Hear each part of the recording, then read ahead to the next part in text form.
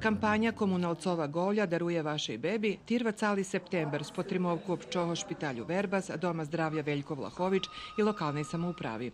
U našem špitalju u porodilištu скоро 15 роки ще народило і до 1600 бебі. Ті ж так, наприклад, 2009 року коло 800, а прошлого року коло 520.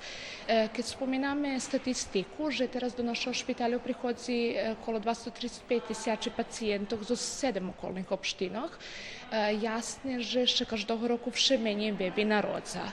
Všetky bebky, ktorí še narodza toho septembra, majú pravo na besplatne, odnosno na ošlobodzenje od placanja rahunku za komunalni uslugi, za vodu, kanalizaciju i za šmece.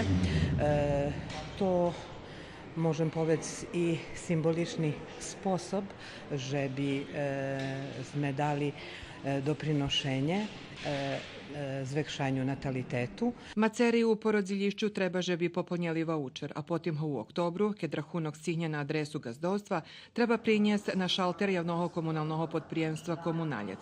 Od 1. septembra Ponješka u opšćem špitalju Verbas narodzeliše 23 bebi. 17 už dostali, a Nješka išće 3 maceri mali na hodu dostac tot voucher.